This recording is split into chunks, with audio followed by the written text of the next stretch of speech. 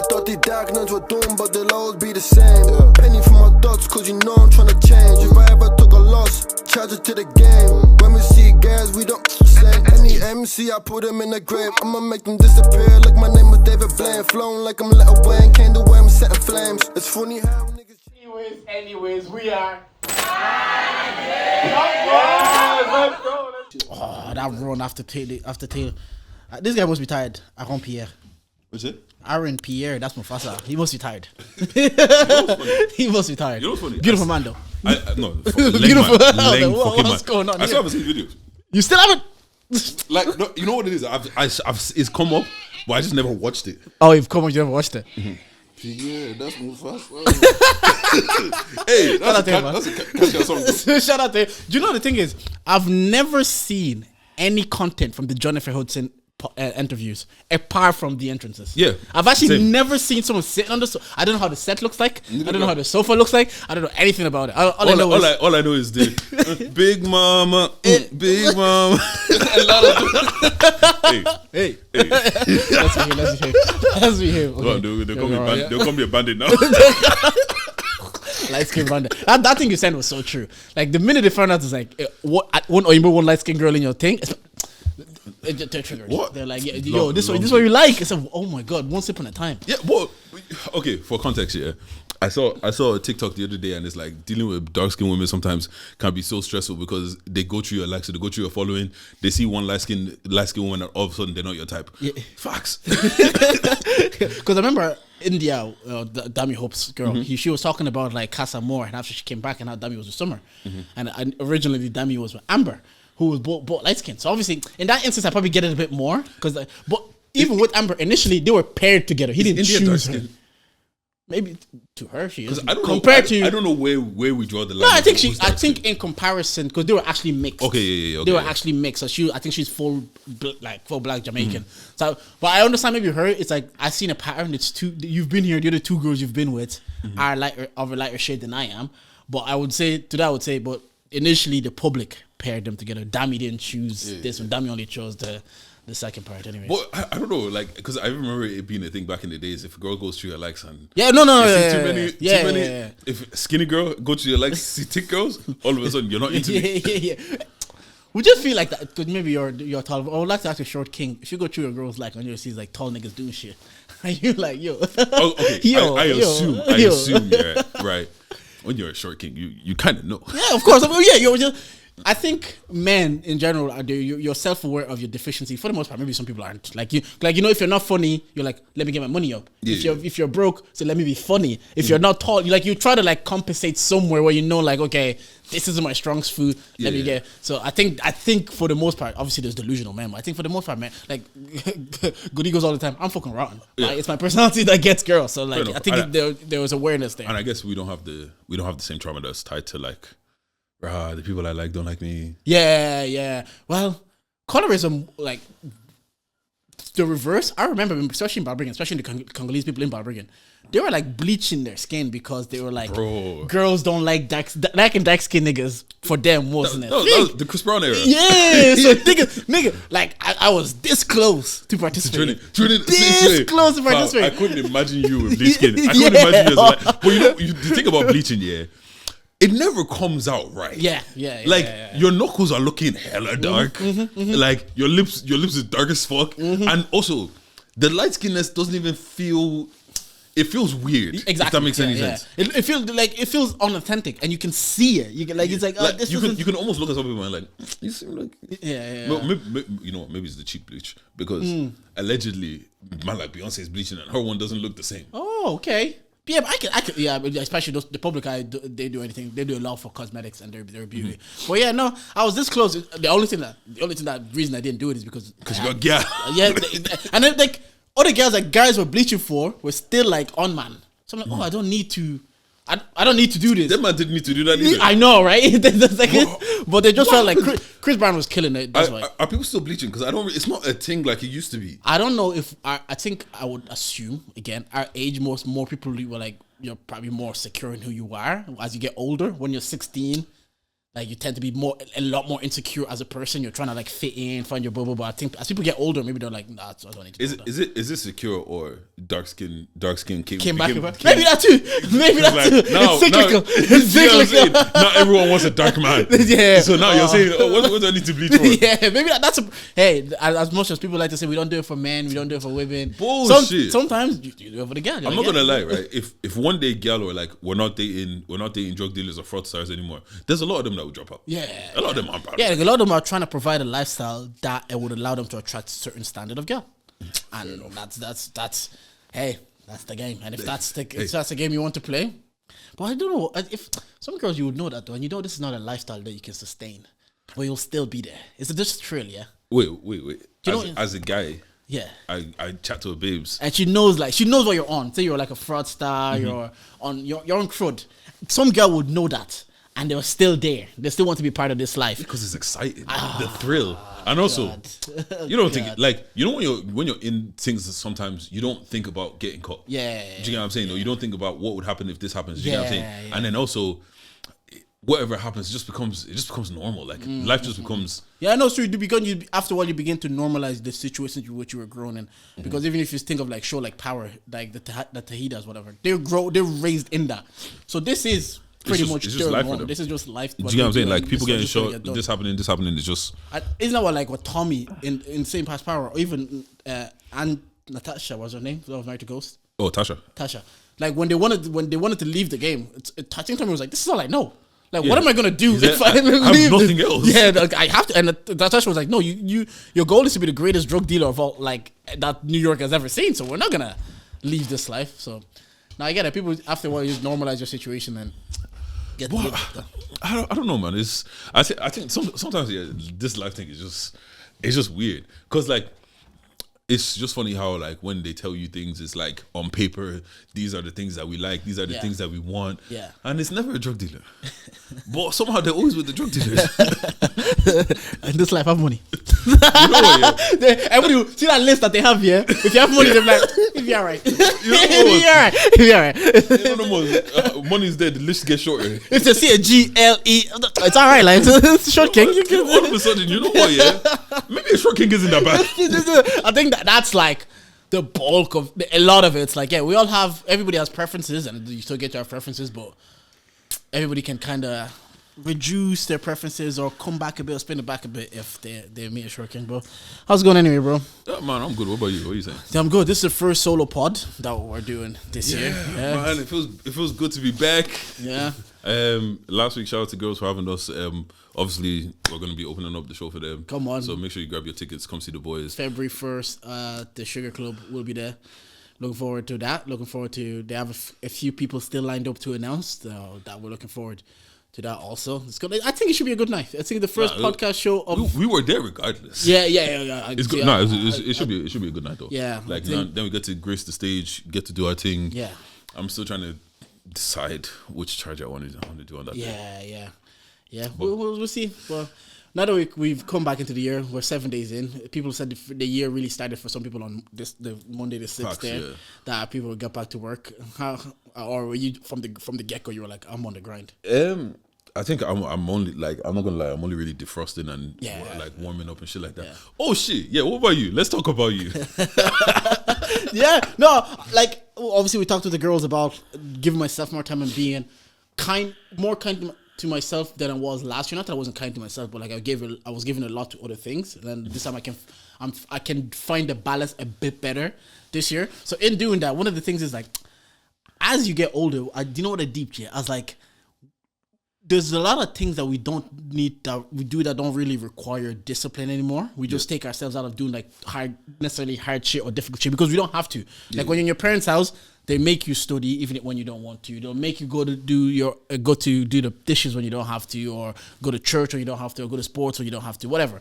So there's a discipline and structure. But as then you leave and you start building your own life, you realize like, oh, there's nothing to keep you in. Like there's nothing to keep you in check. There's no school, there's no teacher. You can do whatever. So then I came to this year, then I was like, look, I go to the gym anyways, but I go to the gym for maintenance, just to stay fit and stay healthy and for my mental health. But then this year I was like, why not challenge myself a bit more and make it a bit more difficult and make it like, a little task and it's something to achieve this year, and just to also not just to go, because going I can go. I've been going is the easy part. It's always the eating part that the diet is the hard part. Yeah, that I find difficult. So then this year I said, because Rogan, like I'm obviously on Rogan's level. Rogan lives such a comfortable life, so he says he makes himself do tough shit just so like he still experiences what it like. He'll do a plunge pool or do like he's like I live such a comfortable life that I have to do hard shit so my brain can keep because at that level he doesn't have to do anything difficult if he never wants to. So then this year I was like, okay, let me actually just engage in this. Let me start like tracking my calories and going to the gym and focusing, like not saying like, oh, I did cardio 2 days, let me just not do cardio today. And I was like, nah, man, just mentally put myself in a place where I have to do something I necessarily don't want to do, but do it because it's into long-term beneficial. I even downloaded my fitness pal. I was man texted me, Dij, I'm buying a weighing scale. Even after literally maybe 2-3 weeks ago, he was making fun of work. He was making fun of someone at work that weighs their food. Do you know what it was? Yeah? Do you know the weighing scale? Because my fitness pal, you can track like boiled eggs. Yeah. When it comes to African food, you have to weigh that shit. Yeah, it's like like yesterday I was having like rice and black stew, and I was like, how do I weigh this? Like, how do I measure? Like, my fitness pal has rice and stew, but like. Yeah. So you kind of like ballpark it, and I just try to go a bit above. So that even if I didn't, if not what, at least it's like better. Above the thing. But I was like, nah, this isn't the because obviously. Tommy, shout out Tommy from Jan 1. He was oppressing us. He's in the gym. I was like, bro, chill. So then he's the one that kind of put me on. Like, I was texting him. I was like, how do you measure African food? And he said the same thing. He says, they won't lie. That one, it's tough. There's no way to be honestly measure it without the way it's because like breakfast and lunch. Like I had a grilled chicken salad. You actually look at that grilled chicken salad. Like there's a few options. I just picked the highest one. Yeah. Even if that's not what it is, I just picked that. So even if I'm not like meeting that, but yeah. Are you tracking your steps and shit like that? Tracking my steps, tracking my workouts. 10K steps? Today so far I'm on 5K. I'm going to try to get 10K. Are you hitting 10K? No, like, are you trying to hit 10K? I'm trying to hit 10K, yeah. But that it's easier when I'm in the office because then I have to, like I work around. So I'm even gonna go back and start doing evening walks when like this weather. So have you seen this, brother? Oh yeah, I can't deal with this shit. God. What like first of all, just the threat of snow is pissing me off. Bro. No, my thing is if it's gonna be threatened, so just snow. No, don't snow. Don't fucking snow. Snow. Don't let me stay at home. No, because why the ice in the morning when I have to do the drop off and I have to ice my car. Oh man! And then what happened to Simi yesterday? She did it. Yeah, she iced her car. She drove to the end of the state for herself again, so she had to drive back while trying to look in the little space she had. Just leave the car warm in for a bit. Yeah. But I think, do you know what it is? You don't calculate that. You wake up ready to go to work. Yeah. You wake up thinking like you're gonna pour water and then I'm gonna bounce. And usually for the most part that's fine. It works. But there's always that one day that you do it and you start driving, everything freezes back up again. But I have the benefit of waking up a bit later. So it's a bit nice. You have time to chill and stuff. Yeah. But snow is the worst thing ever. Yeah. Do you remember when was the last time it snowed properly? It was like 2016? 17. I think it was 17 because I think I was in my first job. And I think I got stuck in London as well because of that snow. You got stuck in London? Yeah, I got stuck. I went to see Morris in London. Shout out Morris. I went to Morris in London, and then coming back, I got to the airport. This is, especially London, where all the airports, back then when you book Stansted because it's cheap, or Stansted's a trek from everywhere. So you commute to Stansted for like nearly 2 hours. You get to the airport, you're waiting to like basically say flight's supposed to be at 2, wait till like 5 or 6, then they cancel the flight. I have to go 2 hours straight back to his house and then the next morning. But this is like my first job, so you're still kind of like nervous, like, oh my god, they're gonna think I'm joking. But it was fine. Like, yeah. The way you learn that when you get older. I remember the one before that was like in 2011. Yeah, I remember that as well. We had school off. It got to a point where they were like, "Yo, you might have to come in." Yeah. I remember that. I think those was coming up to my final years, and I think there was one that we got stuck in snow, and that was. Everything was shut down except for Chinese and Balbriggan. So like 2 days, God, that was a glorious time to be. Yeah, but see, that's only glorious when you don't have responsibilities. Of course, when you have responsibilities, you know what it is. I realized that the idea of snow is better than the snow because it's cool to look at when it's all white, untouched, everything, and then 10 minutes later, cars are driving by. It all gets like black and slushy, and it's just. In Ireland we can't handle extremes.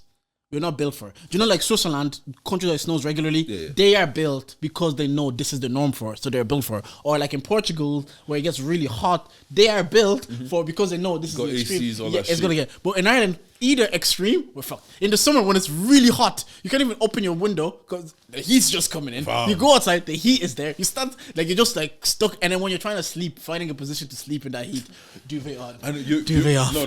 But I have Head pillow. I can't sleep without a duvet, right? Yeah. So you just put the little foot out that regulates the temperature. And I don't know why that shit works, but that should be that You should be switch the possible. pillow one way, you switch it back. But yeah, that's me. Anyways, this year I'm gonna. And the goal is to lose at the start. Anyways, maybe I might enjoy it. I'm around 90 kg. Yeah, 85. make this year the year you get your 6-pack. Yeah, maybe. Like, because you could do it. Yeah. No. Pretty easily enough. Yeah, I could do it. Yeah, and 6-pack before the live show. Then I. Fam.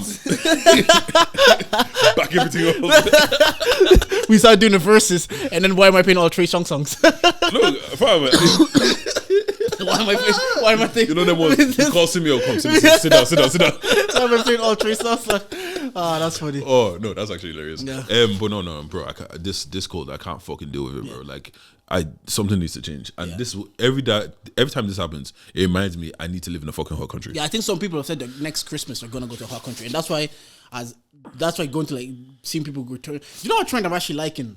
A lot of people our age group starting to go back to their home countries more regularly. Like even this Christmas, obviously the people over in Nigeria, people in my stories are in Congo, people are somewhere in Ghana, Ivory Coast. I saw bare people in Ghana. Yeah. I was Actually, like, stop. Sorry, guys. Dirty December is over. Come on. yeah. No, because there's some people that are still out there enjoying it, bro. And I was just like, you people don't get a job. Like, this time will be like because there's less people now, so everything come home, bro. These people have been there since before Christmas, and they're still there, bro. Yeah, there's some people I know that went in November. Does enjoyment not stop? Still there. How greedy, Now I'm enjoying that trend. I'm enjoying seeing people like go more. It's not like the PR for going home is a lot better now. So people are like, oh, I wonder now in the next 5-10 years, people are going to invest in their home countries, not just go back and like start to build stuff in their home countries. At what point, like, okay, right? You see, remember you were saying Cancun years ago? Yeah. It was calm to go. Yeah. No, it's not Cancun. What's the other place? Tulum. Yeah, Tulum. Calm to go, but then celebrities started going. Yeah. Everybody gasses up. Now prices are skyrocketed. Do you think that's what's going to end up happening with like Nigeria and if they're Ghana and stuff like that? If they're smart, because Tulum and Cancun, they have American prices in their restaurants. Like you go to especially those fancy restaurants, whatever. Because I've gone to restaurants in New York because it's obviously they're 4-hour flight. So I don't know if they don't know. It's comparable anyway. So if they're clever, knowing that like this is a tourist destination and this is Cancun and them is their version of like in Europe, Spain and Portugal. So Americans and Canadians, a lot of them, we saw loads of Canadians in Tulum and Cancun. So they go there for their hot, and obviously the Caribbean. So they go there for their hot, and Tulum had. That's one thing I didn't really like about Cancun. Tulum is a bit more villagey, but Cancun, straight up like it's trying to mimic what LA was. Even driving in it, I'm like, oh, you are trying to be even aesthetically what Los Angeles is. So American, I get why Americans are so comfortable going to Cancun every year. What's called?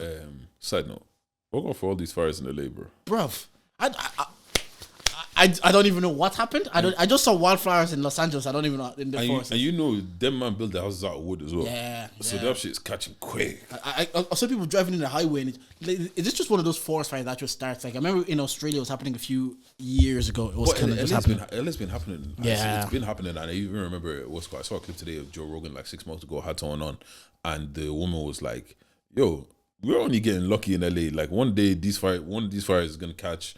The wind will blow one way and the whole thing is just going to start going up in flames. God. I think it's very common. Even earthquakes in Los Angeles are very common. I just think where it's positioned geographically. Oh, while I was in LA, we had a little earthquake. See what no, it's actually like very common. Yeah, no, like it wasn't Nobody bad. panics. It wasn't bad. Like it wasn't bad. I was asleep. And I just feel the bed shake and I wake up and I'm like, I thought it was one of the boys fucking with me or something like that. I was like, what the fuck was that? Go back to sleep. A little bit later, I was like, what? Oh. Because I remember watching. Weirdest feeling ever. I remember watching ESPN Undisputed. It was happening while they were on air. So they were just like, it was just like, oh, mad. Honestly, I'm not gonna lie. the PR for that place is going down. Of Los Angeles, yeah? LA specifically. Yeah, Los Angeles, yeah. It's good. Especially even the Americans themselves, they find it too liberal and too, like, they just don't like. Speaking of undisputed, yeah. Did you ever sleep your way to the top if you could? Like, if you. Wait, okay. How far is the top? Because it depends how far the top is. Okay, see, now you're in the media, yeah. Mm-hmm. You'll have your own talk show. People are dancing to come on your talk show. Hey. Around Pierre, that's so fast. He's coming on your talk show. You're the host. I just have to sling some dick. It's easy for men, man. I know that it is easy for men. It is for men. It is. No. Question is, whomst am I slinging dick to? Whomsoever women is in position of power. Leng, not Leng. Old 50, because let me put it into context. There's a news anchor, Joy Taylor. She works at ESPN. Attractive girl. She does feminist hype. That's why they're cooking her, because she does like feminist. And now it just came out recently. The makeup artist that works there, that was Joy Taylor's friend, exposed everybody. Do you know word politics and everybody? Yeah. This one's fucking this one's married, but she having an affair. Exposed everybody. But if you watch the trajectory of Joy Taylor's career from where she started to where she is now, she was sleeping with the CEO of Fox, who was also married while Joy Taylor was married. I saw a TikTok yesterday, and the guy was like, yo, if you think I won't sleep with people to get to a talk show on Fox and have my own opinions. Because what happened was she was just like a person in the back. She wanted to make her way out. She ended up being like the person that presents Shannon Sharp and Skip Bayless' show. So she's the news anchor. She's like, I have seen this one. Yeah, you have. I know you have. You definitely have. And the way she got it was, the person she was sleeping with went to Skip and was like, yo, get her on your show. Skip was like, I don't really want to. And it's like me saying, yo, Dage, as a boy, do me a favor, get her on your show. Like, but look, this is why they say who you know is more important than what you know. But obviously, this is how Me Too started, isn't it? It's like people men in position of power using their power. Like Harvey Weinstein got people in roles and movies using his own power and influence. So this is how Me Too started. But I think in this instance, it's looking like she was a willing. She looks like Joy. Yeah, she was a willing participant. Look, I'm not gonna lie. Yeah. If I'm single and somebody wants to fuck me, and they'll put me in position. So why are we judging? Sling some dick. Only judge the affair part we can judge. Yeah, but using whatever privilege you have, whether it be physical attraction, to get to the top, that's a game, no? Question. That's a game, no? Question. Yeah. Someone comes to you, Jordan. You can have the talk show. You can have the sports show. You can be an anchor for me and Stephen A. Going back and forth. Whatever. Mario, obviously, you're married as well. You just have to fuck this woman. She's married too. She's using you. Literally, that's what happened to her. She's using you for purely dick. Her husband even knows. Do you go home and tell Simi, yo, Simi, we got the opportunity. Also, they're offering you 50 million over 5 years. Simi, no. If she says no, she's selfish. Let me change it. Yeah, 50 million over 5 years. Let me change it. Yeah, 100 grand a year. 100 grand a year. 100 grand a year. It's realistic, but it's not too far. Yeah, 100 grand a year. You will say that you will have the conversation, or I would have the conversation, because I know some people will be like, I'm just gonna do it and then not say anything to my mate. If it was only 100 grand, I can understand saying like, don't say anything, because she can be like, let's be a bit transparent. Mm-hmm. We're not far from 100 grand. No, I hear that. Yeah. But this 100 grand isn't the 100. It's not the same 100 grand you're dealing with now. Yeah, because you're actually doing what you love. You're doing what you love. Yeah. And this is like a all right. It's 100 grand, 5 years. During the 5 years, you come and you sling dick. That's all you do. That's all your relationship is with this woman. You come, you sling dick, and obviously you have to work with her too. Yeah. Because let's say she's a producer in the show or whatever. That's it. No dates, no nothing. Just come, sling dick, leave when she calls you. It's definitely a conversation. 100 grand. It is definitely. Yo, Simi, when you listen to this, let me know if it's about to do. It is definitely a conversation that you have. Like, yo, life can change. 100 grand starts. That's its base. If I'm good at this, let's say, sponsorship can come here. But you start your own podcast. Patreon starts from that one. You see, you do what Shannon Sharp has done now. Shannon Sharp not start on Fox. Now he has Club Sheshi. Now he has his thing with Ocho Cinco. That's a business mind. You have to see it. Don't see 100 grand. See potentially 1 million. Also, you have to be good. The woman is not attractive at all. In her 70s, old white wrinkly. God, I don't. Old white wrinkly, like. I think physically, I don't think I can get up for her. Blue Chew, baby. Viagra exists for a reason, bro. Blue Chew. And it ain't that expensive. Yeah. It's like 10 out pop. You'd be good. I'm gonna assume that because Deji watches a lot of podcasts, he knows about blue. I know exactly what Bluetooth is. Bluetooth, baby. Bluetooth, baby. Which reminds me, this podcast is sponsored by Bluetooth. Hey, Bluetooth, you want to sponsor it, nigga? No, it's a conversation. Slipping your way to the top is a thing, and it's more so a thing, especially for like women. I think a lot of men judge, but a lot of us, if given the same opportunities that Joy Taylor was given to progress in a career that we actually love and would like to progress in. Again, this is not allegedly, because this is all the makeup. Who cares? Well, nobody's gonna sue us. But like this. Hey, don't say that, because the last time we thought nothing was gonna happen, Spotify came knocking. yeah, it's true. This is all allegedly. So I understand. Like sometimes it's easy and good to judge, because then you get to feel morally righteous. Like I wouldn't do that, or I would. But you're not. You're not in that position to know if you would. Yeah, these are the same people that say, I'll never cheat the minute they got the opportunity. Like I think a sports anchor said, it was on his show with his missus next to him. He says you're only as faithful as your options. And his missus says, careful, you get yourself in trouble. He says you're only as faithful as your options. I was like, you know what? That's a bar. Land. I was watching something, and this guy was like, are you a good person, or like, okay, like let's say as a man, right? Yeah. Are you able to kill? Are you able to like be aggressive, do all of those things, and you hold yourself back from doing those things, or are you just not able to do those things? Because if you're not able to do those things, you're not a good person. Like if you have zero power to influence anything, you can't say that you're a good person, because you have no time when you chose that exactly. I'm deciding to be a good person. I agree. The people in position and choose not to are the true good. I think the lad said this on their podcast. Like a lot of people just aren't put in opportunities to know whether they're good or whether they're good or not. I know I am specifically capable of. I never say I can never do it. Can never be. I know I'm capable, and I know anybody put in a situation. Anybody's capable. So sometimes it's like you have to mitigate being in certain situations if you know. But some people, if you've been in those situations and you've stayed on course, regardless of like you were so angry you could have killed someone and you had the power to and you didn't. Like yesterday I was watching a small interview, the guy that does bare knuckle boxing. His mom was divorced. His mom had a boyfriend. The boyfriend bet up his mom to the point that she was like paraplegic, so she couldn't walk and talk. But he was like 8 years old at the time. Years later, I'm spinning block. Years later, he's working at the bar. He's talking to a girl. Girl gives her surname, and he said, "No way." Goes to the girl's house, finds the guy, says, "Are you so and so?" The guy's face goes white. Had a gun, shoots his Achilles. In that moment, he could have killed him. So he knows that like if I'm in a moment that can kill someone, I have the power not to. At least he knows because if he had actually killed him, a lot of people, same with the guy that killed the CEO. A lot of people are like, I get it. You bet up his mom to the point that she was a paraplegic for her life and he had to live with that. And he found you. And he was like in a point and he's like, he says he doesn't regret not killing me. He doesn't regret any action. But that's an example of like, only someone like that was like, I was actually in a situation where I could have taken someone out and I didn't do it because I'm not a bad person. That he can say it. But a lot of people just think. If you're taking them out, you're not. No, and nobody would have, a lot of us would have been like, I get it. I get it. But nah, and then. Matter of fact, shoot him in the spine. Make sure he can't walk. You see what I mean? And a lot of people would empathize with that. And I was like, yeah, so certain people, you might think you're not capable until you're in the position. But that's what I was going to say about Joy Taylor. I don't really judge her. You did what you needed to do. Now you have like, even Deji does the watch, but he knows your face. Question. Like, he knows your face. Is it sleeping to the top if I just so happen to like this person and we got a connection, we slept together? If you see the person she didn't like. How do you know? Are we not the same people that were talking about short men not too long, like 10 minutes ago? Yeah, that's true. And again, to be fair, maybe I'm looking at it for the physical, right?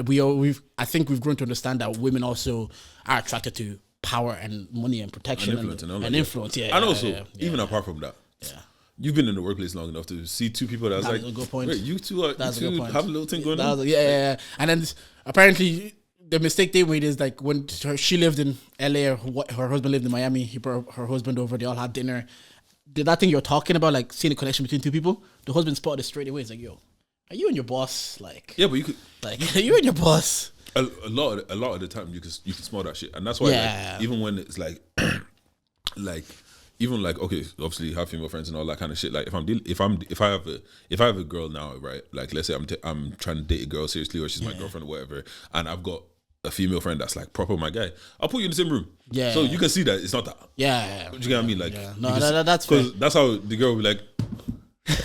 she's trying to do too much. Yeah, but except they won't listen to us when we're saying it. But that's a story for another day. But then again, but on the other how flip often side, do we listen? yeah, on the flip side, like they said, Skip Bayless offered the Stay makeup artist that exposed everything 1.5 million for box. 1.5 million. And she said no. Fair play to her, man. Box is worth that. Right? 1.5. And then I was listening to pod and they said the thing that makes it like unrealistic is the 0.5. It makes it sound real because everybody says like, "Hey, would you suck dick for $1 million?" Nobody says, "Hey, Dave, would you suck dick for 1.5?" It's like, where's the 0.5 coming Wait, from? no, that's some expensive box, bro. Right? And then I looked at the person that they were offering. Yeah, I looked at her. I was like, "Nice, but 1.5 million." Like, come on, man. Like, fair. Honestly, Hey. even if I had all the disposable income in the world, I'm not giving 1.5 for box. So they were saying, Especially when there's prettier things that would want to beat me for. that's what they said. They said you could get Victoria's Secret models for free. Bro, you could even go pay OnlyFans star. You could go pay $100,000 and you probably get to be less than that. Literally. But I at one point I was like, hey, it's just maybe it's a power thing that rich men sometimes when they want something and they really want it to, rich men that have power and influence when they really want something, they'll just do as it takes to get it. But nah, shout out Joy Taylor though. Do your thing, G. Do your thing. In the sports world, yeah. You see Drake, yeah, he's dropped more verses, and they said I was thinking about this. They said he's throwing subliminal at LeBron. 100%. What's LeBron supposed to do? I can rap back. You do nothing. You shut your mouth and take these bars, bro. Yeah, sure. So, what do you want me to do? No, but to be fair, from Drake's point of view, I fucking gay. Yeah, no. You can't be calling me bro. And when they call me Pinfire, you two are doing. I got you got this fucking tattoo of his of Braun on you. Now I get these bars. I'm like, as an athlete, like remember when he threw that bar at Jamarant as well? Yeah, I was like, what's Jamarant gonna do? The only person that actually replied the way they're supposed to is he says, I bet you shut the fuck up and make some drums. And he said, yeah? BBL. But you know what? I was like, that's funny. I think at that point it just becomes it's a petty thing now. Yeah. You know what I'm saying? Like because what Braun did was very petty, very disrespectful. To be fair, I heard what's called Steve Harvey. One of his teachers in school told him that he'd never be on TV or whatever. So every year till she died at Christmas, he bought her a new TV to watch. That's the fucking money I need, bro. But also, why did those teachers that kept saying those to students? Why? Because it's unrealistic. Let's be. No, I know it is unrealistic. Of course, it's unrealistic. But why play it down? Say it anyways. Even if it is unrealistic, why do you need to say it? Because I can't beat you on your annoying little shit. Yeah. How can I hurt you? Yeah. Fam, like I always say, my own little. They told me I would never make it. My accounting teacher told me I'll fail accounting. Yeah, fair enough. I don't have an accounting degree. Like babes, like. No, I hear it. And then I left the school. My brother came in. I said, I really liked your brother. Fuck off. No, I hear it because I always think like, what's the benefit? Even if like I know it's unrealistic, seeing people on TV or making it to the level Steve Harvey has, you like the 1% of the 1% of the 1% of the 1%. But I'm like, what's the benefit of saying let people have their dream? Because a comedian I listened to, he told his dad one day I'm gonna perform at the Madison Square Garden, and all his dad said, and I'll see you there.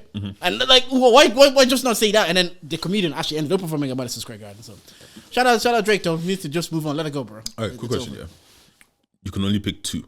Okay. Free groceries for life. Your utilities are always free. Internet, electricity, gas, all of that. Always free. Earn double what you make now without having to do any work. Oh. Yeah. Never worry about car repairs ever again. Never worry about car maintenance, car repairs ever again. Or travel anywhere at zero air for free. Like take flights for free. You have to pick two. Double what I make? What's called? That's what you're picking? One. Yeah. And then travel anywhere. Any airtime. Because I'll have money and travel. I think that's a pretty bad choice, you know. Why? Double what you make, I can hear it. Yeah. Air travel, how often do you travel? No, it's because I work. Yeah, if I double make it and I'm not working, I will have more time to travel. Yeah, but I'm assuming like you get double what you're making. Yeah. The extra money is free. Yeah. Oh, so you'd quit your job just take that double what I make, so without ever working, and then the reason I don't travel. No. Oh, earn double your current salary now without doing extra work. You're still in your same life.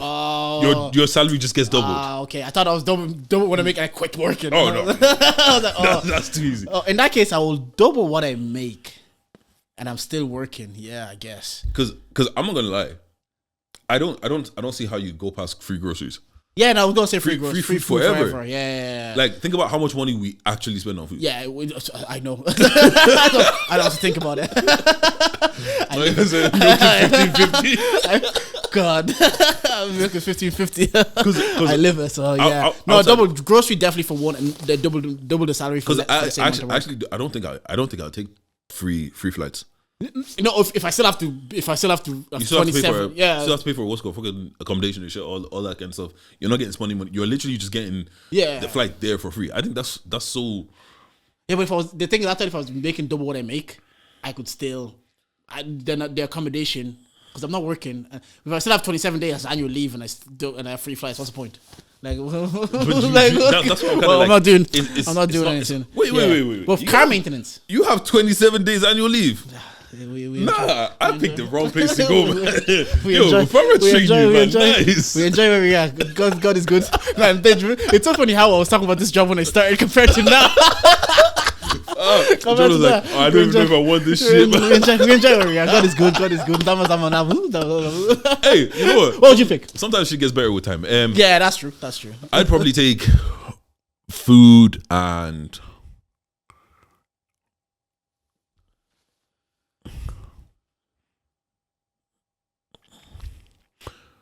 You should take no car maintenance based on how much you fix your car. Let me make you laugh. Let me make you laugh. This guy.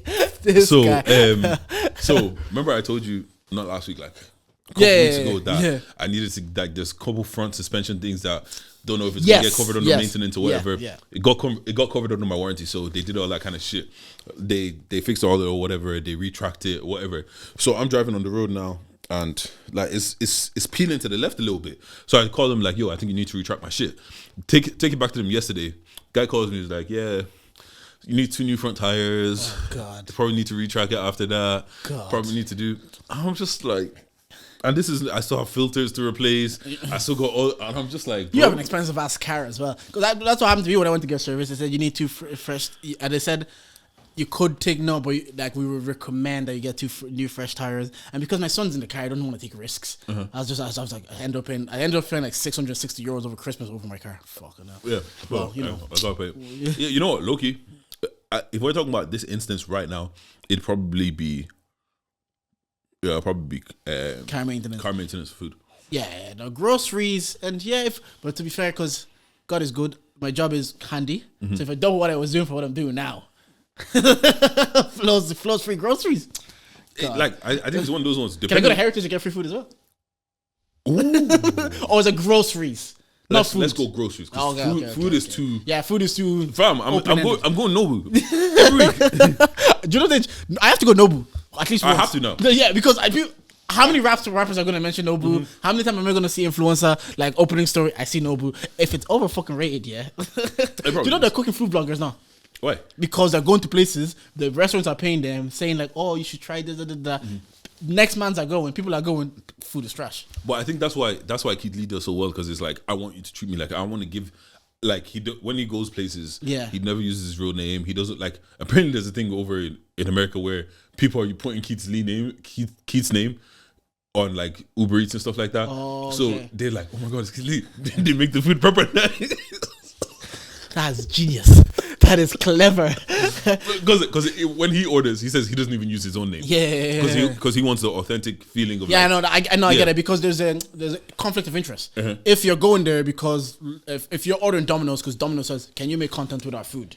You are going to say, "For me to continue this, I'm going to say it's nice." Even if you don't like pizza. Now, people see you have 500k followers. Like, okay, if this person, and I think it's the same, that's why Mel made me do it, why she has such a following when people take her word for it. Because she has no conflict of interest. She'll say what she likes and she won't say what she likes. It's only then if it's like, say, M&S starts sponsoring her. Then you're kind of like, do you really like this? Or are they throwing you a bag to promote this product? And also you already know the experience that you're going to get. Obviously, bro, yo, Keith, you're Mel. Yeah, we're gonna do Yeah. everything. They're gonna because like when he went to, I think it was Atlanta. I think it was. Everywhere he goes, it's like, oh, they don't have tables. It's a hour wait or whatever wait. Pops his head out. All of a sudden, yeah, we got a table ready for you. 10 minutes.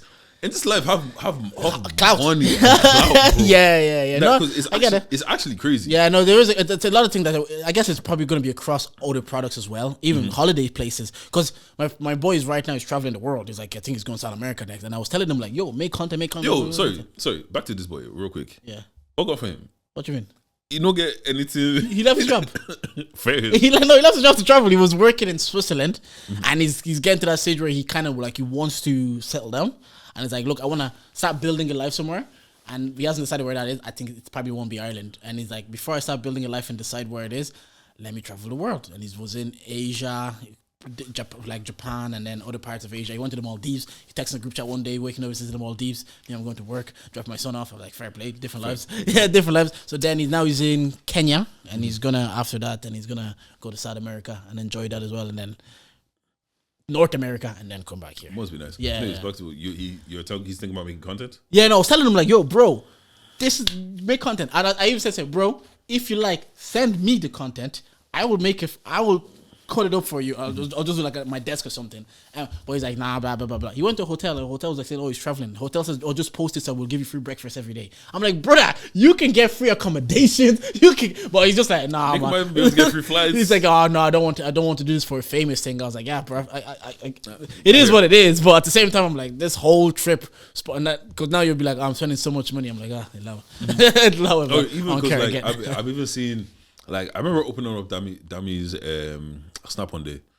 I just see, oh, they just gifted me this perfume, this and this. I said, is it only you? And it's like, this perfume is, but saying that, yeah, do you still take the word for it if they say they've gifted me this and it's really nice and it smells The thing nice, is, it's really good I product? don't know if I'm influenced by influencers. I don't think so. Like, either, to be subconsciously, I probably am. Yeah. But I can't think of a time where I'm like, this person posted this, let me buy it. Like, you know how Mel made me do it, makes women go to M&S and actually do stuff. That's influence. I don't know if someone does that for me. Maybe I'm influenced subconsciously in the thing of like when I want something and when I'm like, let me go Google it, the first thing I might think about is like, oh, I saw this person use it. Yeah, and then yeah, that might be the influence. Yeah. Because I know like even with stuff like with Domino's back in the day, I think the UK ones still do it a bit more. If you have like, there's a Domino's sign you could put on your car, but that's just for like, when you're driving around, people see Domino's. Oh, maybe I'm hungry. Maybe I do want the Domino's. You get what I'm saying? Sometimes it's that unconscious influence. That's what marketing and advertisement is, because you'll see like Fairy Liquid.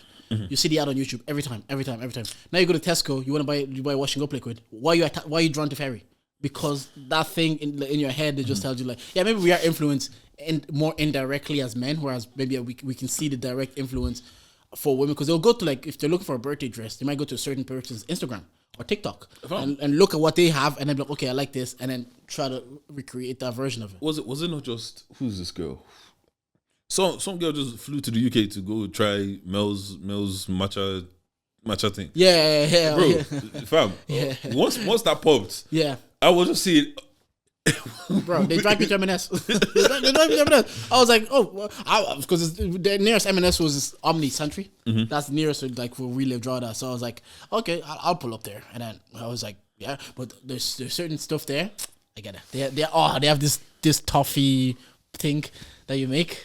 I can't eat it now because I'm on a diet. I'm on calorie counting. But bro, it is. It's lit, yeah. With ice cream as well. You put it in the air fryer, get it a bit warm. But, oh god. You know what? Sometimes influence me. Yeah, it was a great call. Yeah, but yeah, no, I don't know. And also, you know what? In the back of my head as well, there's that little thing. It's like, you're probably just saying this because they're paying you. And I think that's the Keith Lee thing and the Mel thing. That's why I think it's more authentic. The minute these restaurants starts to pay them to do the reviews or pay them to come over, that's when that's a conflict of interest, because I'm not gonna shit on you if I can also get a bag from you. And I think even watching like content, some people say like, I don't take money for interviews or I don't make prediction in fights because now there's a conflict of interest. If you're paying me to come on my platform, I might be more favorable towards, even like you're saying subconsciously, I might just be like, oh, I might be more favorable towards you, or I won't be as honest about you because it directly influences my pockets. I can't take money from this. But I get it. Yeah, like I remember I saw one gambling guy. I don't know his name, but he's like one gambling company offered him, because gambling companies got the bag. Yeah. One gambling company offered him the belly, and he was like, he's not gonna take it because he doesn't really believe people should gamble unless they really know what they're doing, and it's like people are gonna ruin their lives, and he doesn't want to tell his audience that, yo, come gamble here, but then on the other side say, yo, you might shouldn't be gambling like that. Exactly. I respect people a lot like that. A lot of people, like I said, when it comes to like life-changing money, there's a part of it, I wouldn't say sell your soul, but like you give a bit up for yourself, or you compromise your integrity or your morale a little bit just for the bag. So that's why sometimes I admire people when they're like stand-up. Because I was thinking about it this week. I was watching skits and I saw like a Fabulous skit come up, and I remember what the skits he used to do, and I was like, there was no amount of money that you could have paid me to like denigrate black people and make monkey noises and do like climb monkey. Like I couldn't think of, like, I was thinking about it, I was like, he was even doing it for no money. So I was thinking like, because I would feel like such a sellout. Like you would look at that and be like, what is Jordan? Like your friends that know you would look at that and be like, this guy sold his soul. So I was like thinking about like some people like selling. There's certain things, don't get me wrong, we're talking about Joy Taylor. There's certain things that you're like, hey, I'm ready. But there's bro, this close to slinging dick. Do you know what I mean? So I'm not saying like, but there's certain things I remember that content now made me feel, and I was like, you couldn't pay me enough. Like you genuinely couldn't pay me enough to say, hey Jordan, I swear to God, Jordan, I promise you, if you say 50 mil, I'm not making monkey noises for white people to laugh at me. 100 mil. Not making monkey noises. I am not selling 1 billion. It has to be a billy. Okay, I can't do it. So there is a number. Yeah. No, but like the fact that he was doing it for free, or even with Billy, just the idea of like, you're really doing this, you're really cooning for these white people to laugh, and your people hate you. But for that Billy, your kids. Fuck them niggas, man. Like, why do we care about the third generation? I don't know. It's not even about them. We're trying to spend as much money on this as we can. You know what I mean? But like that's the point. You're not running out of money. No, I get it. If you make, like I said, someone was talking, like if you have 30 million and you put in and it makes interest and makes like 10 million a year interest, that's 3 million a year. You can live off 3 million realistically if you want. Some people could. Some people like. So I get it. There's certain amount of money. If you're good with money, you don't need to work again. But there's certain things that it's just so icky. Yeah, I was like, and the fact, I think what was annoying me when I thought about it is like, he was doing this just for content. He was climbing monkey bars, making noises with his top. I was like, what is, nah, man, that episode that they cooked him, forever my podcast episode, but they should have fucked. It irritates my soul. Because one day your kid's going to look at us and say, Dad, what were you at? Fam? What were you doing? Well, I want to talk about the scene. Not in that way. Intro first. Oh shit, I forgot we even doing the intro. Anyways, we are at charge. Bang, bang. This is the podcast with the highest level of analysis culture needs. I'm Daddy J, but you mans call me Jordan, and I'm here with. You know, she girls with voice, big ditch, nigga, the Midas touch. Come on. If you're here, first time, second time, millionth time, if you haven't, comment, like, and subscribe, and all that good stuff. So, for context, yeah. The RT Irish Awards, People's Choice Awards, whatever. Yes. That's what I want to talk about. Not like common shit again. Fuck that. They released nominations for all their music categories, and one of the categories was Album of the Year. So then you go through the Album of the Year, and you don't see Doghouse. Yeah. Doghouse was #1 album this year, and Doghouse was the first Irish #1 album ever. So it made a bit of history, and obviously we feel like it should be considered for nomination. Now, I'm not going to sit here and act like I listen to all the other albums, so I have an objective opinion. I don't give a shit. Like, I even saw someone says none of those albums were even #1. So even on that basis, you have a #1 album that came out, that was in this country. And was the first rapper. You're making, even that, you are missing the mark to include this, like, it's history making, and you preached all this DI and blah, blah, blah, blah. Even at this basic level, you just missed the mark to put that name there and etc. As you saw this here and you read through it and you're reading the comments, what was your initial feeling? You know what? I felt pride. Pride, okay, in what way? Because I opened with the comments and it was just Doghouse. Where's Doghouse? What the fuck is wrong with you guys? Where's the Doghouse? And it's just like, remember we were saying like, those kind of movements there with like the gliders, even Fortune and his Ragers, those are the movements that really get like, I think that's how you see that's impact. Yeah. When it's like you know, like okay, like let's say celebrities beefing with someone, now everyone's going on that person that they're beefing with page, and obviously the fucking weirdos. You're a grown ass person. Why are you beefing back in the celebrities? Yes. But it's just like it just that it just feels like you could see their community coming out and being like, what the fuck, like, and I don't know. Once again, I think because I don't look at those places, I don't look at those things for those places and those accolades, because they're not gonna want to fuck with us. I fully understand, and I understand that, but forget about fucking with us. This is a number one album in Ireland, so it's bigger than us. Okay, it's not like this is a number one rap album. It's number one album. Yeah, I know, but overall, I don't know. It feels like, to me personally, it feels like the Irish community doesn't rate the Irish accolades because I can't imagine anywhere else the first rap album to go number one in the country to not even be mentioned in the nomination above a bunch of other things that for their culture might be more culturally relevant or whatever. Yeah. But did it have, like, actually think about it? And I'm pretty sure the boys aren't signed, are they? What do you mean? Gladiators, they're not signed. He spoke about it. Travis actually spoke about it on If I Speak. He said he's had opportunities to be signed, and he says he said no because he wanted to do a bit more to see if there's so based on what he said, once again, independently making it to the top of the charts, without the machine backing you, bro, it's crazy. Like, do you get what I'm saying? And it's one of those situations, even if you don't win, we should be there. Our name we should be represented. I'm not gonna come here and be like I don't care about objectivity today. Today's about, like, we did something that was history making.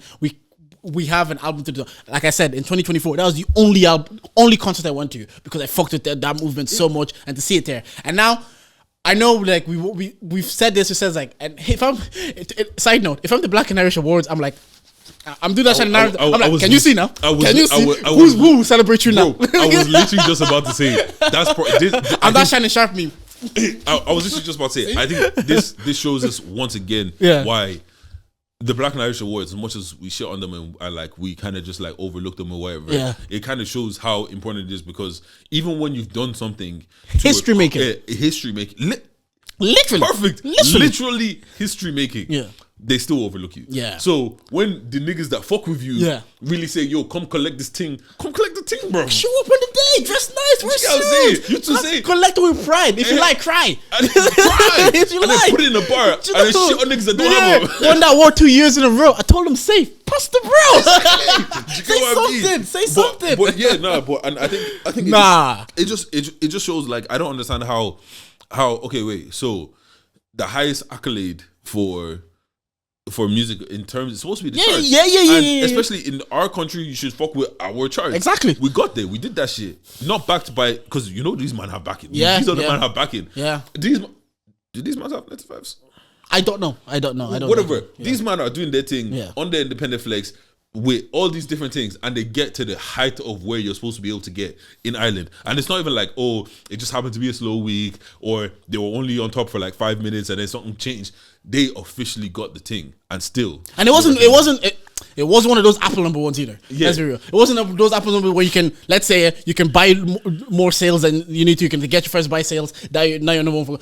This is the official number one chart thing. And another thing that he even said, like, on that If I Speak podcast, Travi, and he was like, once he got number one, he thought things would shake and bake a bit differently, and it didn't. And he thought, yo, people will wake up, people like you're saying, we're here, we've arrived, the country will notice us, and it didn't.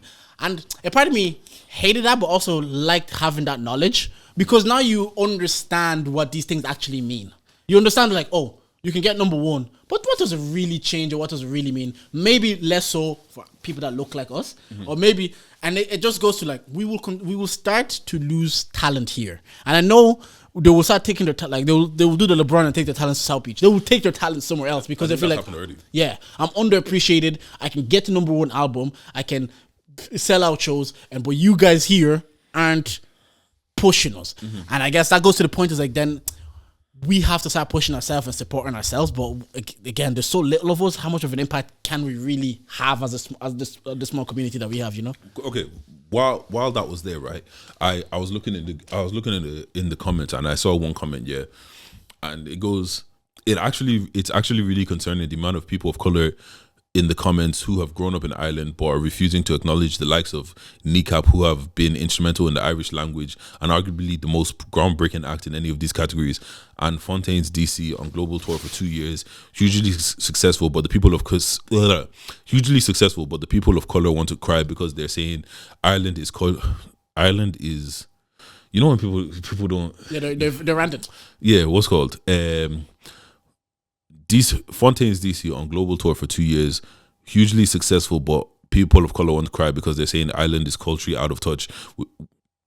This person literally wrote, Ireland is culturally out of touch by nominating somebody who speaks Irish and is actually in touch. If you don't like it, why not learn Irish?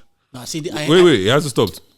Why does someone have to immediately get a nomination because they're a person of color? They actually wrote person of color, but because they're a person of color, are you forgetting that Irish isn't ethnicity? Are you trying to erase all of us? I saw that. Yeah, they erase all of us. What? Like, we started at A, yeah, and you ended at Z. And the thing is, yeah, certain points. Do you know what? Us saying this one should be nominated isn't saying this one didn't do enough. Like if there's a globally touring act, fair enough. But we're not saying they should be nominated because they're person of color. We're saying they should be nominated based on their accolades. They have a #1 album in the country. That's what we're saying. They should be, we're basing it on. We're talking about music. Man is saying that this did wonders for the Irish language. Cool, that's cool. You can have that. Yeah. This music did numbers for Irish community. Fontaine DC or whatever. They went on tour for 2 years. Who gives a fuck? We're talking about music that came out this year. Like, yeah, it's true. Like if you went on tour, you didn't go on tour. Who gives a fuck? Yeah. As long as you have a fucking banger. Yeah. Do you get what I'm saying? And the other part of it is, at no point is anybody saying that gliders should be in there because they're black. Yeah, It has nothing to do with their race. If gliders were 2 white guys and they had the same album with the same impact and they still hit #1, I'd be sitting here saying, get that man on the list. Yeah, because how is a #1 album? And I think as Andrew says, put up in story, says nobody else there had a #1 album this year. So nobody even performed to the, like you guys can VAR me like Ross did, but nobody even there performed to the level they performed there. And I think I hate that they will just diminish it. It's like, you guys want to be there because you're black. Then you're ignoring the points that we're making. You're ignoring that, like, their accolades. You're just minimizing them to the rate. And someone told me, it's like, then someone said, don't be mad at the white people. We need to maybe look at ourselves, because do we back ourselves? And to that, I would say is like, I think collectively we've done a good job getting behind gliders. Yeah. I think, like, for the most part, obviously everybody has their haters, everybody has their detractors, but the people I talk to and the people that I've had conversation about these boys, 90% of people have positive things to say. When they showed up to their show that day, packed. My friend Morris that doesn't leave his house for shit. You won't see him, unless you see him with me, you won't see him anywhere. He was there in the building. So there's an impact that is carrying through and people are connecting with. So for them to just try to downplay it, I hate that they do this and be like, you just want to be here because you're black. Even then, even if that was the reason, you've still missed the mark on that, because now you'll preach this DI, blah, blah, blah, blah, but your #1 album happened to be black people and you just completely error. So yeah, and look, it just, once again, it just goes back to,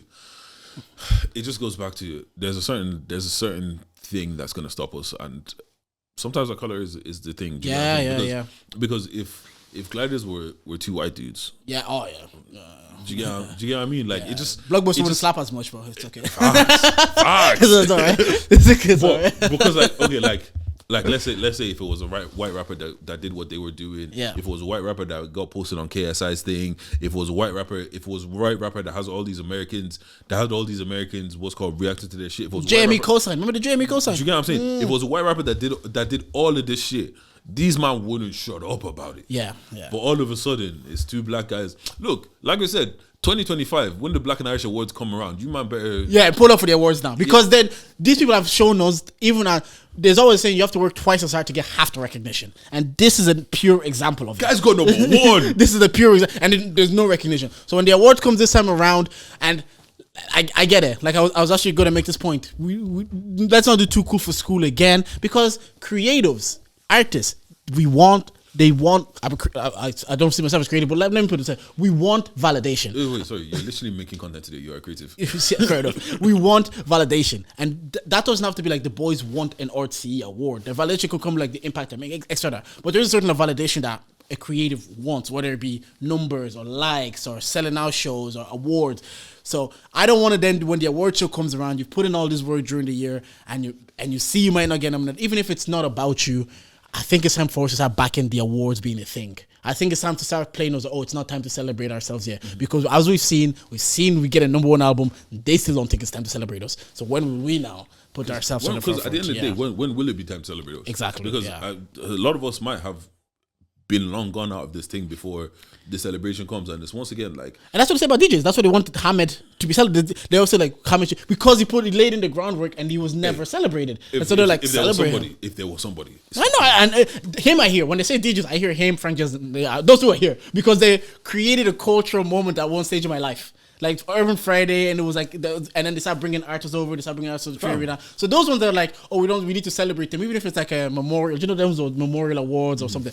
Hand those guys something so they know that like we have acknowledged what they've done for our culture. You know what? I'm so on the edge with this thing, yeah. What because on one half, yeah, I understand. I fully understand. We everybody deserves credit. Blah blah blah. On the other hand, don't start talking to me about DJs getting awards. Like, clip that. No, fair. That's why I said him specifically. Because I'm not. If they make a DJ of the Year award, I'm not going. I'm out. And this ain't even disrespect to DJs, because I hear DJs, you man do your thing, yeah. But you said spin those decks, bro. Spin those decks. Sorry, you'll be grand. Last you'll be fine. You'll be fine. What's good? Is it there's a video of Moyo tipping a DJ and he's like, that's your fucking recognition. That's your fucking recognition, nigga. Of that guy, I'm a piano beat. You ever seen that? That's a TikTok. One guy, DJ spin and they point on each other. That right there, that's your recognition, bro. When we're in the club, we say, reload it. That's the recognition. You get what I'm saying? I hear it. Maybe we should bring culture where we just start just squeeze a little 5-10 euro in there and just. But to be fair, DJ Uzumaki, that's what he said. He said, I just want peace. Forget all these awards. Pay me. That's all I care about. So I guess like, fair game. I guess it just comes back to the same thing we always say. Like, you can't like a lot of these things mean nothing, especially like when it comes to you winning it. Yeah. All of a sudden it means nothing. But when next man win it, that's the biggest thing in the world. So, bro, like we always say, go where you're celebrating, not where you're celebrating. Yeah. And a part of me is like, hey, we can't downplay the RTE Prize Award because when RTE power our awards, we're aghast.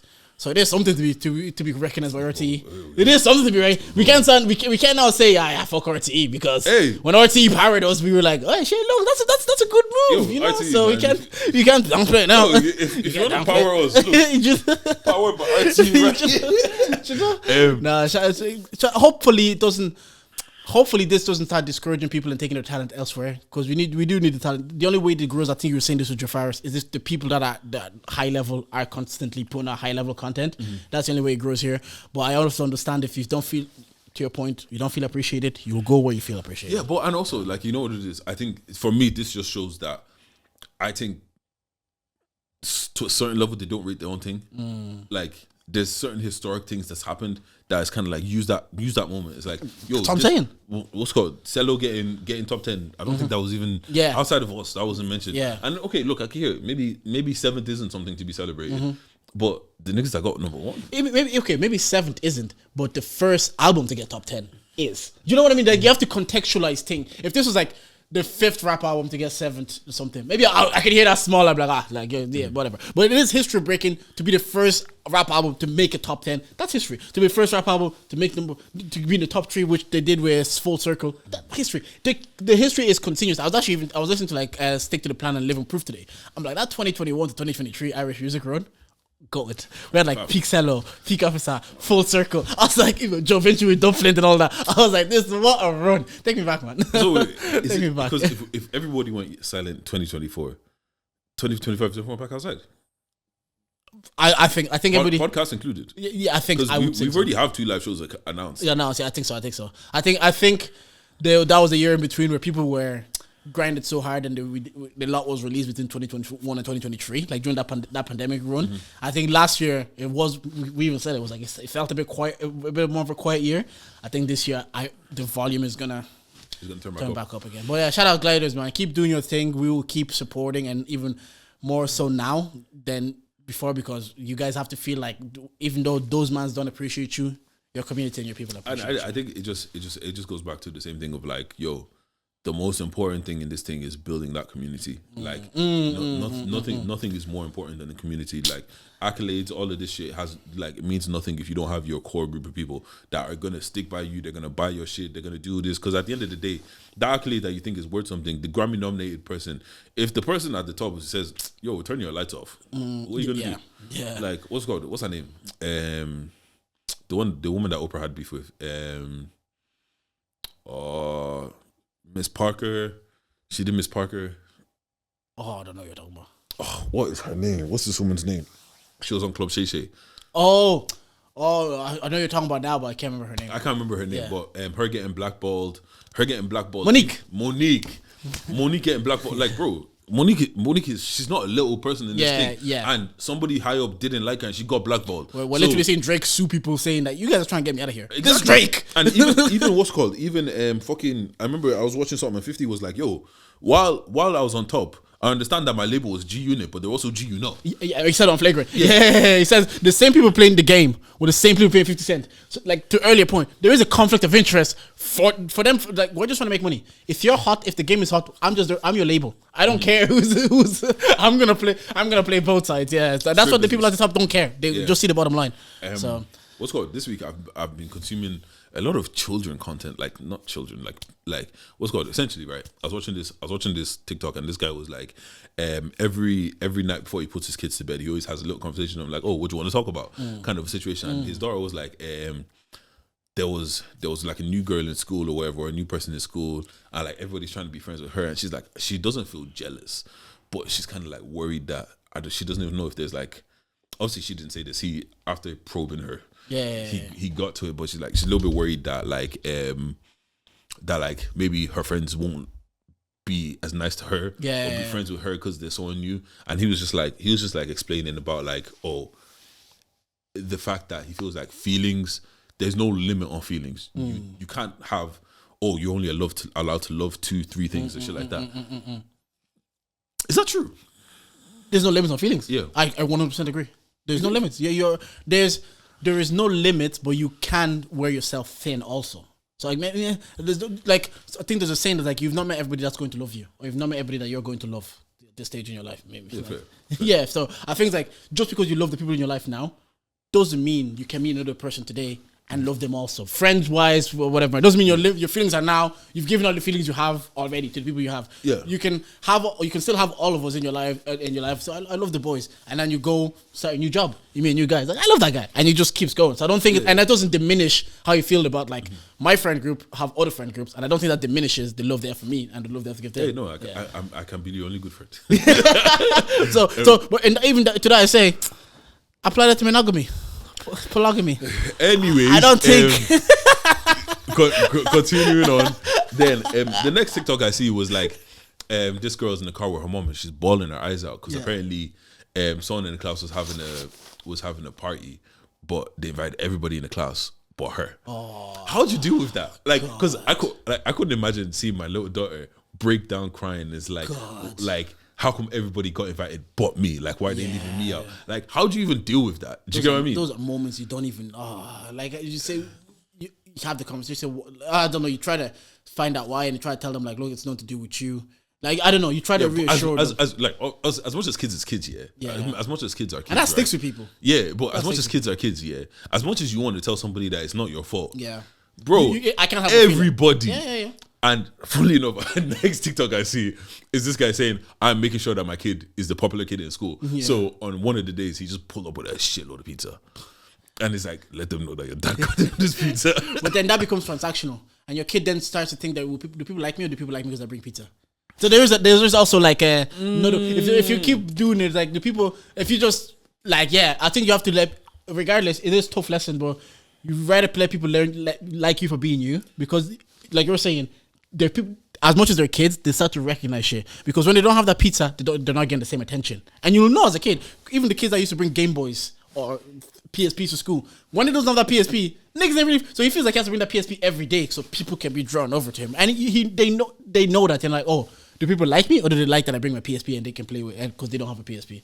Do you know? I saw. But to be fair, in the real life, the more you have to offer, the more people are going to like you. Though. I know, and it annoys wealthier, let's say particularly men, because then they're like, oh, do girls like me or do they like me because they have money? It's that paranoia will still exist, even though what you're saying is true.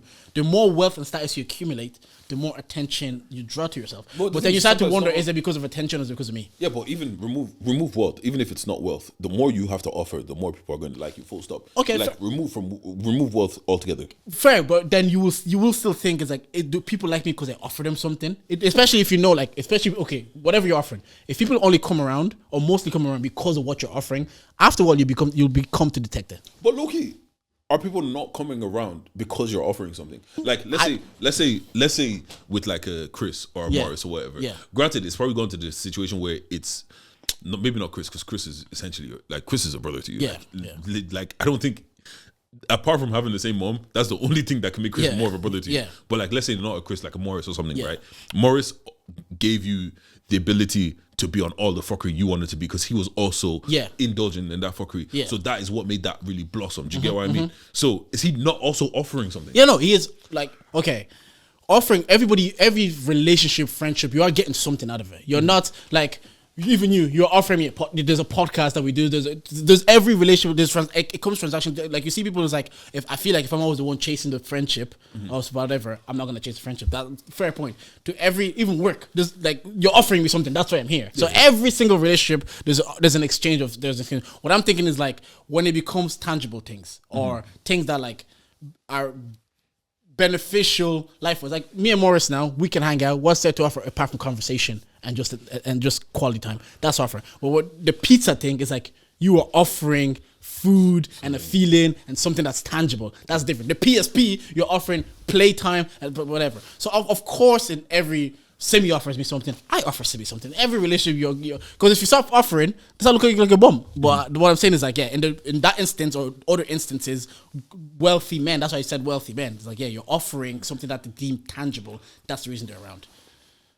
Okay. You know, I hear it. I don't know. It's just I watched that video, and I'm just like, that video is okay. That's heartbreaking. Like, that's heartbreaking. That's something like you might even want to take your kids out of school. You have to go and talk to the teacher, because you have to understand why your kid is being treated.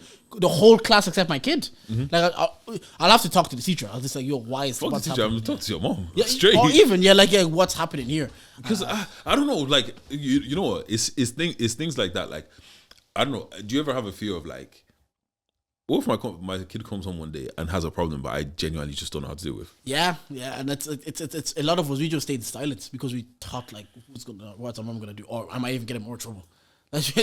We won't say. So I don't know. Like, those are bridges to cross.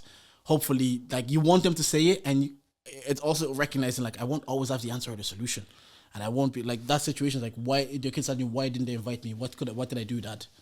Like, I know you have to think of something on the fly. Oh, like, fam, that's the day.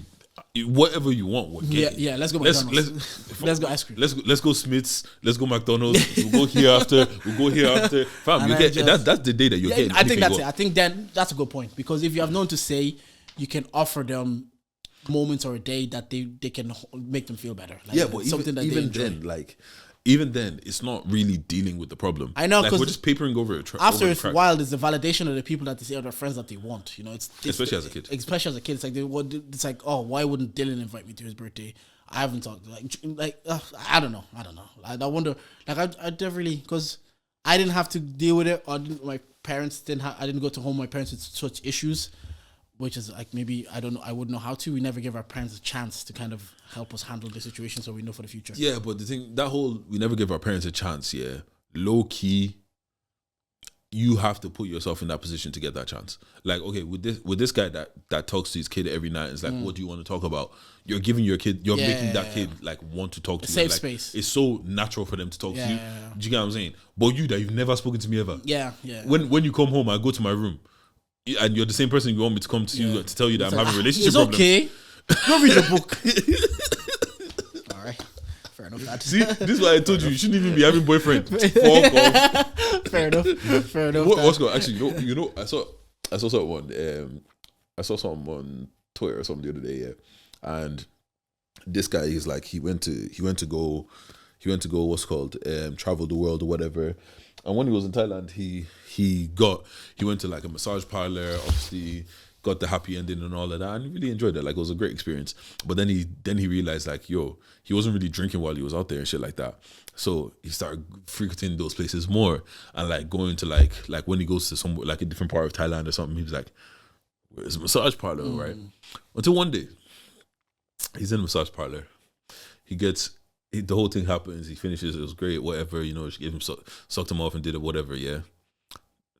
It ends up being a boy. This is one of those things you don't tell anybody. Just take to the grave. Some things you just got to charge. Just charge it. Because you only got there because you thought it was a woman. Like, it's like, oh, so your mind, mentally, you're still a woman. So now that you know the truth, you know, some people, like, that truth is too hard for them to live with. Yeah, like they can't get over it. The guy was like, he couldn't even. He's like, he had to ask his boys, like, yo, do you feel your dick? Because like I'm not getting boners, nothing. What's funny? This is why you can't talk to Jordan, man. What's because that conversation will be funny, man. I said, yo, why? I beg you, tell me you go suck to 5 man. And this is why men don't talk. Because if I try to sit here and have a conversation with Jordan, like, yo, man, Jordan, man, the thing ain't banging. This is how Jordan will laugh at, man.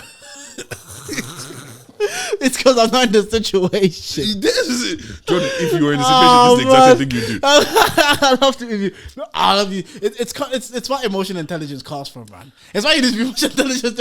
It's why you should know who to go to for this conversation. You know what? Because you have to be like, there's no way I can go to like Bex with this. I feel like there's no way I can talk to you because I'll just be like, yeah, right. Yeah. Nah, man. Oh, somebody wanted to play a game, yeah. Think of a word, yeah. Go to where do you text people most? Probably a message. All right. I'm gonna say a word, and you have to search that word, and then you can do the same, and you have to read the first thing that comes. Well, if you want. Wait. Do I have to? I should think of a word. I'm gonna think of a word first. Give me I'm gonna give you a word. You search it. Okay. Whatever comes up, you have to. Jordan, you can decide not to read it. Jordan with sense. He said with sense. Because so weird, that's the point. I was thinking about it, yeah. It's like, for me right now, yeah, what would get me in trouble is group chats. There's nothing to, on the gas side, nothing to worry about. Yeah. What would get me fucked is talking to group chats. And you know what? You know what? Because obviously, you know, I pop in not our main one. Yeah. The side one. I pop into that group chat every once in a while, and every time I pop into that group chat, there's some fuck shit being said. Like bro, every single time. Something crazy is happening. Simi gave me an example, and she said there was a girl that she was dating a guy, and the guy wanted to look through her phone, and the guy was like, "Yeah, I have nothing to worry about. Take." And then she starts getting worried because she says, "Oh, I was calling him autistic in my group chat." So what if you and I was listening to GTG was voice header, and they said one girl in a group chat, she was slating one guy's dick game. And he read the group chat, and he just saw, and I was like, "Yeah, what will probably get people in trouble today more is group chats than 100%. actual conversations." 100%. Right, let me give you a word, and you tell me what comes up, and I'll read what comes up in mine as well. Beautiful. Are we talking about the very first thing that comes up? Yeah, if you want. It's not even incriminating. It's not even incriminating. It's beautiful with like a teary-eyed emoji. Oh, mine is. She's one of your countrymen. You man produce some beautiful women. Damn. Wait, hold on. You know what? Because I text iMessage. Let me. Okay, I did. But mine is I text most on WhatsApp. Let me check WhatsApp. Yeah. Funnily enough, he's beautiful, man. Aaron Pierre. Yeah, I knew it was Aaron Pierre. I knew it was us. Let me give you another word. Okay, give me another word. Ugly. Oh, maybe WhatsApp won't be too kind with this one.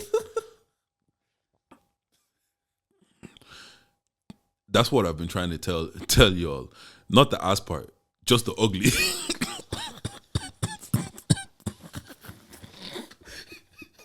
Fair enough. No context text. No context text. That's a good segment. Mine says he's not that ugly. I searched WhatsApp. I got the exact same message. Yeah. right, you give a word. You give a word. What would be a good word? Because on that part they said sexy.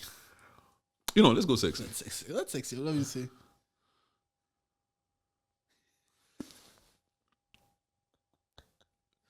I go first. Yeah, go for it. iMessage. Since the pregnancy, your body is thicker and more sexy.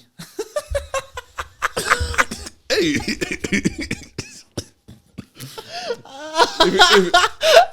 That was my wife. Everybody's like, It better be. relax. But they send it the timestamp. Mine is so like, what's it called? I'm thinking Tim's, clean cord, fresh trim, sexy, cool accessories. You're good to go. Sexy and simple. All right. Wait, hold on. Let me check what's up. Yeah. People found her height off-putting, but but I'm thinking she likes. People found her height off-putting, but I've been thinking she's like a sexy, curvy avatar. I got the same one. Okay. Let's last one. Let's go. What's a good word? Actually, I think my brain is fucking. Yeah, I think I should have told. She told me to tell you beforehand to have a few words down, but I was like, yeah, out of context text. Out of context text. Okay. I'm gonna give you 10 songs. All right. 5 you got to keep. Okay. 5 you got to get rid of. Anything with blind. West. Blind is you're going in blind as well. Okay, blind, and I say keep. And okay. You got to keep 5. So I say when you say a song, I say keep, and then his voice is on.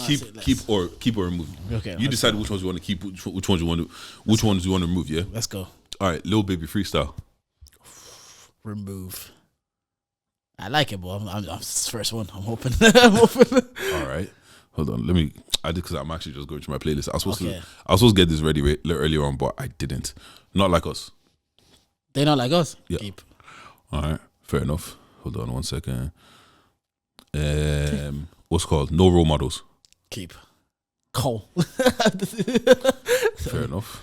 I'll keep him that one. First things first. First song of Phil for real. Jordan, man. That's actually all you know. Cole is all you know. Let's keep that one. Burna Boy, anybody? Oh,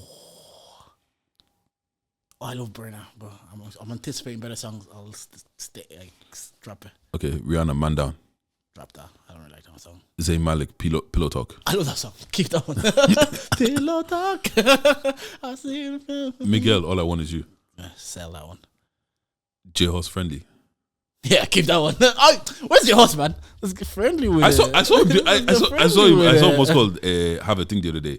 Meek Mill and Drake, Going Bad. Keep that one. That was my 5. Wait, hold on. How many songs is that? Not Like Us. Mm-hmm. No Role Models. Pillow Talk. Man Down. No, I dropped Man Down. Okay, I don't want that one. Friendly and not Going Bad. Okay, 5 I keep. Okay, fair enough. Yeah, wait, but how many? How many have you dropped? 4 maybe, but it doesn't matter. It's like penalty shootout. Okay, last song was Kalani. Jordan attention. Since I looked at him differently since he unfollowed my boy. That's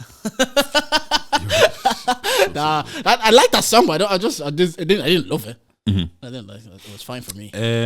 Okay, let's go. I forgot to read some of these out when the girls were here. All right, you ready? Yeah. I married Claudia 4 years ago. Okay, dilemma with this. No, shit, dilemma with ditch. What's called? I married Claudia 4 years ago, and me and my teen sons moved in with her. 2 years in, Claudia opened up her salon, and I fell in love with someone else. I even fucked the other female in my own home because I was done with Claudia. Open bracket. And I was showing my sons how to handle these females when they get uppity and try to run things. Close bracket. I filed for divorce. I've done renovations to the home. I fully expected to get half of the house's market value and or live there with my sons. My lawyer discovered that the house is in Claudia's mother's name and her mother evicted me and my sons. I'm struggling to cancel my divorce proceedings, but Claudia has stopped communicating with me. She doesn't come home when I'm there. Me and my sons will go homeless if she doesn't agree to accept my apology, go therapy and fix our marriage. Most importantly, I don't have rights to the property and I married her to get that. She scammed me. I ain't a homeowner. I'm in a tough spot. Help. Charge it. There's no helping. There's no helping. If you are a bad person, you do things with bad intentions. These are the results for you doing things with bad intentions. And like I was gonna say, don't let box ruin your life, but he wasn't even about to cheat and divorce a woman. He literally got into this to get the property. Yeah, never he never got into other. It's not like I loved her, I fell in love, and then I just ended up having an affair or cheating. It's like, oh no, I got into this to get her money, and then you charge it. Like you and your kids, fuck them kids. This next one, Dr. Umar will have something to say about this. I love Dr. Umar. I worked hard to get out of Compton and find me a rich white man. All right. I attended Berkeley College on a scholarship. I took golfing lessons and worked at the Silverado Berkeley Memorial Care Community. I was determined to find me a white man at every age range. I found one, Todd. He fell in love with me. He brought me to his family functions. He sponsored me and I quit my job. Over Thanksgiving, he brought me to the family dinner. I was the only black person in the room and they treated me with love. Todd made a brief speech about us and got on one bended knee. Todd's grandfather stood up and said, Let you land. "You don't marry your whore, son. You play with her. Learn sex tricks from her, but don't bring her into the fold." I expected gasps of disgust, but Todd's grandfather was the source of their family's wealth, and no one said anything. Todd stood up and walked away. Todd's sister called me an Uber. Todd has ghosted me completely. I'm beside myself. I'm afraid to put myself out there again. Should I risk another relationship? Do they all behave this way? Advice. That's funny. Dr. Umar has a point. That's funny. And then I hear Todd, because how much is the family wealth I'm gonna miss out on if I marry this woman? Are you worried me missing on family wealth, generational wealth that you built for me? Now you're missing out on. My guy stood up and said, "You don't marry your whore. You have sex. You have fun with them and learn sex tricks." Deeper. That old white man probably saw black women as people you have sex with. You don't actually marry them. Low-key, he was probably alive during slavery. At least Jim Crow segregation. Because slavery wasn't that long ago. Yeah, 130 years ago. If you miss slavery, he's born during Jim Crow. The Cowboys owner, Jerry Jones, he's born during Jim Crow segregation. There's pictures of him with the fountains that says no blacks. So a lot of those Americans those grandfathers were born within that time. Bro, because you know what? I think there's a part of me that is scared of shit like that. Just because, just like, you're cool. The one in the family that you're dating might be cool. Yeah. But now you got to deal with. I know, I've experienced it. Like the person the person you're dealing with, cool, and they're more progressive because grew up in Drada where there was black people. They just saw them. Oh, that's someone in my, like she was friends with. Oh, shout out Taiwo. She was Taiwo's fiance, same class, everything. So that was like her circle growing up. So she was cool. She was used to it. She was more accustomed. Yeah. Now you're in the house and you're seeing the aunties and the grandparents, and you're like, this can't be my life. I can't have anxiety coming over for a dinner. I can't have to do mental preparations because we're doing a stop by. I can start overthinking, like, I don't want to go there. I said, this can't be my life. Bro, I just said, for me, I don't know if it's like that in all cases, but for me, I don't want this. You know what? You know them ones get out is just playing in your head. There was a time when she wanted to spin the block.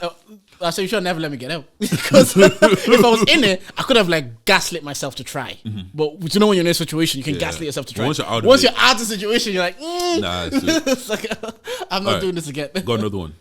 I told my girlfriend, they were dating for a year, to let me try a threesome for New Year.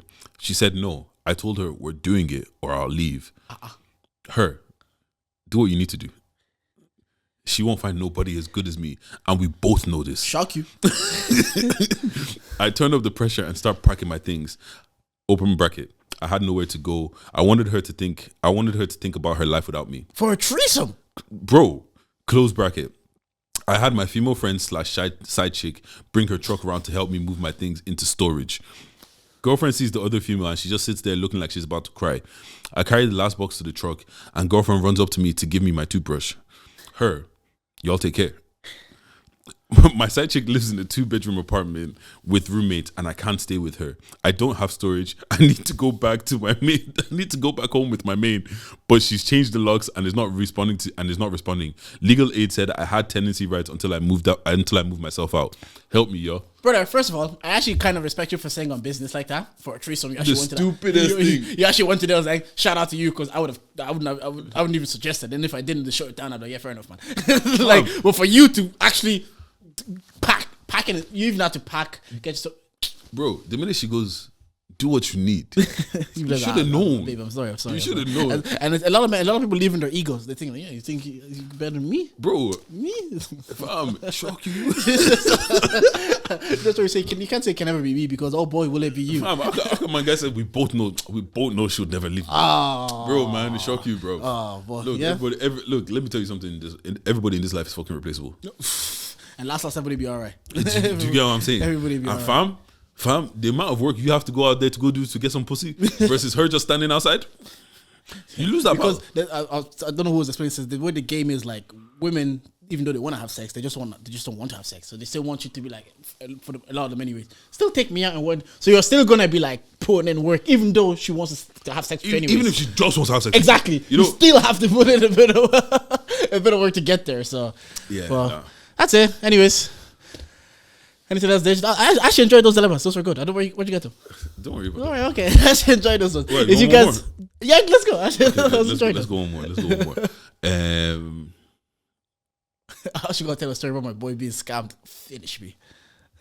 Did I see that in the group chat? Like, it finished me. Okay, yeah, no, I need to go back and read that. 1 second. All right, wait. Let me know if I've read this one. I was 2 months behind on my rent, and I know my landlord Leon wanted my baby mama. Go on. I asked him if we could work something out, if my baby mama could spend some time with him to erase some of my debt. Leon said he'd stop the eviction process altogether if I introduce him to my baby mama. Now, I don't live with my baby mama, and I don't like her, period.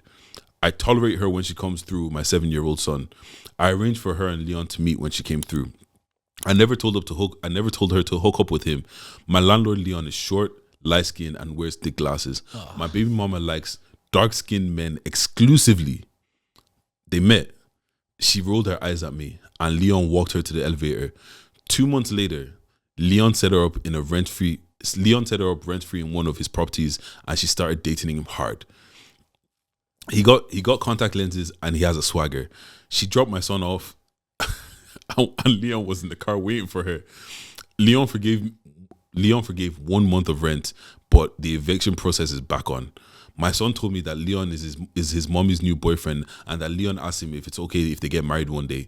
I asked my son what he thought about it. He said, "She's happy all the time. Leon gave me a PS5 in my own room. Don't you think it's a good idea if they got married?"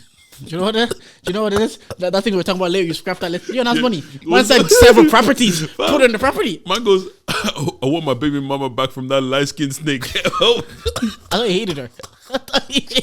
I love men. I love the ego of a man. The ego of a man is the best thing about them. This guy says, "I hate this woman," but this short light-skinned guy, nah, man. Leon, because he's living in one of Leon's property. Yeah. Leon has another property he put her in, and Leon rent-free. He gets his own room, and it gets a PS5. In this life, I beg, have money, have cash. No, okay, right. The thing is, yeah. First of all, offering up your baby moms, even if you hate her, to the guy because he's feeling her, like. I hear where it's coming from. Yeah, same. If I don't like you anyways, and I know you're not gonna like him, but he's gonna give me money off because just to meet. Yeah, the match was nothing. Until it wasn't. Until it fucking wasn't, bro.